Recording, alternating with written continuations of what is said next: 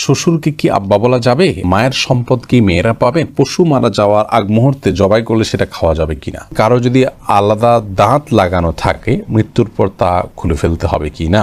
গোসলের পানির ছিটা কারো গায়ে পড়লে কি নাপাক হয়ে যাবে? নামাজরত অবস্থায় মেয়েদের চুল খোলা থাকবে নাকি বাঁধা থাকবে? 3 দিন গোসল না করলে কি গোসল ফরজ হয়? ভাইয়ের সামনে বোনের কতটুকু পর্দা করতে হবে? মুসলিম ছেলে মেয়েদের লক্ষ্মী ছেলে বা লক্ষ্মী মেয়ে বলা যাবে কিনা? আল্ট্রাসাউন্ডের মাধ্যমে গর্ভের সন্তান ছেলে না মেয়ে তা জানলে কি গুনাহ হবে? আর বিলম্ব না করে শুরু করি। আপনাদের ইতোমধ্যে যে সমস্ত প্রশ্নগুলো আমাদের কাছে এসে পৌঁছে গেছে সেগুলোর উত্তর দেওয়ার পালা। মিথিলা জান্নাত মিথা, আপনি জানতে চেয়েছেন মায়ের সম্পদ কি মেয়েরা পাবেন? বোন মিথিলা, মায়ের সম্পদ মেয়েরা পাবেন, ঠিক বাবার সম্পদ যে হারে পান সে হারেই। আমরা অনেকেই মনে করি যে বাবার সম্পদের ভাগ বোধ হয় একভাবে হয়, মায়ের সম্পদের ভাগ বোধ হয় আরেকভাবে হয়। এটি ভুল ধারণা। মূলত বাবার সম্পদ ছেলে মেয়েরা যে হারে পান ঠিক মায়ের সম্পদ থেকেও ছেলে মেয়েরা একই হারে পাবেন, কোন প্রকার বেশ কম নেই। এরপরে আব্দুল্লাহ, আপনি প্রশ্ন করেছেন পশু মারা যাওয়ার আগ মুহূর্তে জবাই করলে সেটা খাওয়া যাবে কিনা? উত্তর হলো হ্যাঁ, খাওয়া যাবে। পশু যতক্ষণ পর্যন্ত তার মধ্যে প্রাণ আছে ততক্ষণ পর্যন্ত সেটি জবাই করলে খাওয়া যাবে। কোনো কারণে অ্যাক্সিডেন্ট হলো, পশু এখনো মারা যায়নি কিন্তু কিছুক্ষণ পরে মারা যাবে মনে হচ্ছে, এই মুহূর্তে জবাই করে দিলে সেটি খাওয়া যাবে। সাইদা জাহান জানতে চেয়েছেন কারো যদি আলাদা দাঁত লাগানো থাকে মৃত্যুর পর তা খুলে ফেলতে হবে কি না? কারো যদি আলাদা দাঁত লাগানো থাকে তাহলে মৃত্যুর পর সেই আলগা দাঁত বা পৃথক দাঁত সেটি খুলে ফেলা ভালো, বিশেষ করে সেটা যদি মূল্যবান কোনো ধাতব বস্তুর হয়। কিন্তু এটি আবশ্যক বা ফরজ ওয়াজিব কোনো বিষয় নয়। বিশেষ করে সাধারণ কোনো নর্মাল যদি কোনো হয় তাহলে সেক্ষেত্রে সেটি খুলে রাখা আবশ্যক নয়। এরপরের প্রশ্ন হলো গোসলের পানির ছিটা কারো গায়ে পড়লে কি নাপাক হয়ে যাবে? উত্তর হলো গোসলের পানির ছিটা, সাধারণ পানির ছিটা যদি কারোর গায়ে গিয়ে পড়ে তাহলে সেটি নাপাক হবে না, তার শরীর নাপাক হবে না, কাপড়ের উপর লাগলে সে কাপড় নাপাক হবে না। তবে শরীরে যদি কোথাও দৃশ্যমান নাপাক থাকে শরীরের উপরে, সেই জায়গাতে পানি পড়ে এবং সেই পানিটা গিয়ে নির্দিষ্টভাবে কারোর গায়ে লাগে তাহলে সেই অংশ, যে অংশে লাগবে শুধুমাত্র সেই অংশটা নাপাক হবে, সেটিকে ধুয়ে ফেললেই পাক হয়ে যাবে।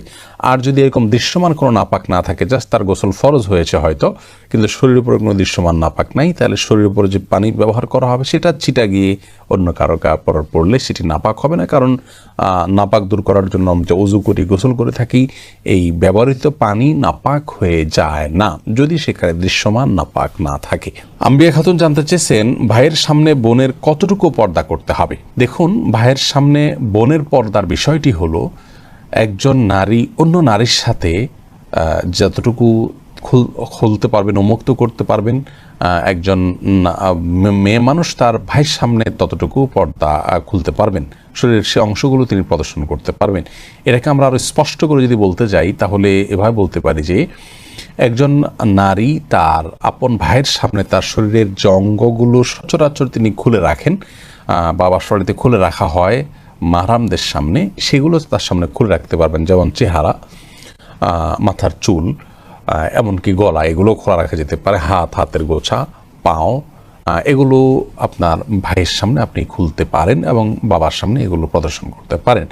কিন্তু এর বাইরে আপনার আজকাল একটা নির্লজ্জতা আমরা দেখতে পাচ্ছি, সেটা হলো যে অনেক পরিবারে আপনার ভেতরে বাইরে নারীরা শর্ট পোশাক আশাক পরে থাকেন, সেটি কোনো অবস্থাতে জায়েজ নয় এবং সেটা আপন ভাইয়ের সামনে হলেও সেটি জায়েজ নয়, শুধুমাত্র স্বামীর সামনে সেটি জায়েজ হতে পারে। বিধায় এ ব্যাপারে আমাদের সাবধান হওয়া উচিত এবং দায়িত্বশীল থাকা উচিত। শারমিন আখতার, আপনি জানতে চেয়েছেন নামাজরত অবস্থায় মেয়েদের চুল খোলা থাকবে নাকি বাঁধা থাকবে? নামাজরত অবস্থায় মেয়েদের চুল খোলাও থাকতে পারে, বাঁধাও থাকতে পারে। তবে খোলা থাকলে সেটি রুকু সিজদা এবং উঠা বসায় যদি ডিস্টার্বের কারণ হয়, সে দৃষ্টিকোণ থেকে খোলা না রেখে বেঁধে রাখা উত্তম এবং ভালো। যেহেতু সালাতে একাগ্রতা নষ্ট হতে পারে এমন কাজ করা উচিত নয়। আর যদি এরকম কোনো ব্যাপার না থাকে, উঠা বসা রুকু সিজদাতে কোনো প্রকার সমস্যা না হয়, তাহলে তিনি চুল খোলা রেখেও নামাজ পড়তে পারেন, তবে চুল তাকে ঢেকে রাখতে হবে। অর্থাৎ বড় কোনো ওড়নার মাধ্যমে এই চুলগুলোকে ঢেকে রাখতে হবে। যিনি রুকুতে সিজদায় উঠা বসায় কোনো অবস্থাতে যেন চুলের কোনো অংশ প্রকাশিত না হয় সেদিকটি খেয়াল রাখতে হবে। হোসাইনা খাতুন, আপনি জানতে চেয়েছেন 3 দিন গোসল না করলে কি গোসল ফরজ হয়? না, 3 দিন গোসল না করলে গোসল ফরজ হয় এমন কোনো কথা নেই। অনেকে মনে করেন যে 3 দিন বা এতদিন গোসল না করলে তখন গোসল করতে হয় ফরজ হিসাবে। গোসল ফরজ হয় শুধুমাত্র মেয়েরা মাসিক থেকে পবিত্র হলে এবং সন্তান প্রসব পরবর্তী যে ব্লিডিং আছে সেটি থেকে পবিত্র হলে এবং নারী পুরুষ উভয়ের বীর্যপাত হলে সহবাসের পর এই জায়গাগুলোতে গোসল করা ফরজ বা আবশ্যক। এছাড়া এতদিন গোসল না করলে গোসল আবশ্যক হবে এমন কোনো কথা নেই। কেউ গোসল করা ছাড়া 5 দিন 7 দিন 10 দিনও যদি থাকেন তারপরও গোসল ফরজ হয় না। তবে হ্যাঁ, এরকম দীর্ঘ সময় গোসল না করে থাকা এটা অনুচিত, কারণ পরিচ্ছন্নতা এটা ঈমানের অংশ, এটা নেক আমলের অংশ। সেই জায়গা থেকে যত অল্প সময়ের মধ্যে সম্ভব, বিশেষ করে গায়ে যখন দুর্গন্ধ হয়, ঘামের গন্ধ হয়, তখন ঘামের গন্ধ এবং শরীরের ময়লা ইত্যাদি এগুলো দূর করবার জন্য গোসল করা উচিত। বিশেষ করে আজকাল আমরা মানুষের মাঝে যেতে হয়, মসজিদে যেতে হয়, তো শরীরের দুর্গন্ধ নিয়ে গেলে অন্যের কষ্টের কারণ হবে, সেই কারণে গোসল করা উচিত। সেটা 1 দিনে হোক 2 দিনে হোক বা যতটুকু সময় সম্ভব, কিন্তু এত সময়ের মধ্যে না করলে গোসল করা ফরজ হয়ে যায় এমন কোনো কথা নেই। এরপর জেন্টেলম্যান আইডি থেকে আপনি জানতে চেয়েছেন, মুসলিম ছেলে মেয়েদের লক্ষ্মী ছেলে বা লক্ষ্মী মেয়ে বলা যাবে কি না? না ভাই, এভাবে বলা উচিত নয়। আমরা অনেক সময় নিজের সন্তানদেরকে স্নেহ করে ভালোবেসে লক্ষ্মী বলি, অনেক সময় স্বামী স্ত্রী একে অন্যকে বলেন। লক্ষ্মী বলা উচিত এই জন্য নয় যে হিন্দুদের একটি ধর্মীয় বিশ্বাস হলো তারা একজন দেবীকে লক্ষ্মী বলে তারা সম্বোধন করেন, ডাকেন, বিশ্বাস করেন। তারা মনে করেন যে সৌভাগ্য, ধন, ঐশ্বর্য এগুলোর অধিষ্ঠাত্রী হলেন সেই দেবী। তো সেই জায়গা থেকে তাকে লক্ষ্মী বলা হয়, ভালো লক্ষণ তিনি বহন করেন। তো নিজের সন্তানকে বা প্রিয় কোনো মানুষকে যদি আপনি লক্ষ্মী বলেন, কেমন যেন আপনি সেই বিশ্বাসকে স্মরণ করে তাকেও ভালো লক্ষণ বহনকারী ওই দেবীর মতো, যদি আপনি এরকম মনে করে করছেন না, কিন্তু তার সাথে সাদৃশ্য হচ্ছে, সে বিশ্বাসের সাথে কিছু দিক থেকে বাহ্যিকভাবে হলেও মিলে যাচ্ছে। আর শিরক এবং মুশরিকের বিশ্বাসের সাথে বাহ্যিকভাবেও সাদৃশ্য হয় এমন কোনো কাজ একজন মুসলমানের করা উচিত নয়। সেই জায়গা থেকে লক্ষ্মী ছেলে লক্ষ্মী মেয়ে বলাটা অনুচিত। এরপরের প্রশ্নটি করেছেন আখতার হোসাইন, আপনি জানতে চেয়েছেন আল্ট্রাসাউন্ডের মাধ্যমে গর্ভের সন্তান ছেলে না মেয়ে তা জানলে কি গুনাহ হবে? দেখুন, আল্ট্রাসোনোগ্রামের মাধ্যমে গর্ভের সন্তানের অবস্থা যদি জানা যায় এবং ডাক্তাররা যে তাদের অভিজ্ঞতার আলোকে এবং বিভিন্ন থিওরির ভিত্তিতে তারা যে বলেন যে ছেলে বা মেয়ে, এটি জায়েজ আছে, কোনো অসুবিধা নেই।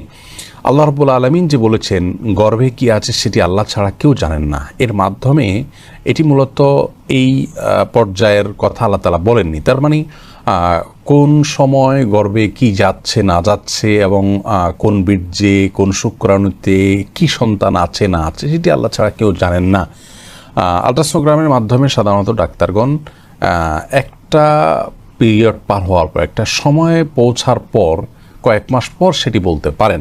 অতএব সেটা একটা অনুমান, সেটা একটা ধারণা, তারা যা দেখেন সে অনুযায়ী তারা বলে থাকেন। অতএব কারোর দেখা জিনিস কেউ বললে সেটাকে বিশ্বাস করা যেতে পারে এবং সেটা গ্রহণ করলে বা সেটা তাদের কাছে জানতে চাইলে এটি গায়েবের প্রতি বিশ্বাসের শামিল হবে না, এটা জায়েজ হবে ইনশাআল্লাহ।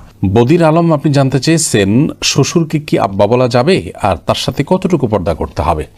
দেখুন, শ্বশুরকে বাবা বলা যাবে, কোনো অসুবিধা নেই। আল্লাহ রাব্বুল আলামিন কোরআনে হাকিমে যে বলেছেন উদউহুম লিআবাইহিম ওয়া আকসাতু ইনদাল্লাহ, অর্থাৎ সন্তানদেরকে তাদের বাবার, জন্মদাতা বাবার সাথে সম্বন্ধ করে তাদেরকে ডাকো, অন্য কাউকে বাবা ডেকো না, তাদের বাবা হিসেবে অন্য কাউকে সম্বোধন করো না।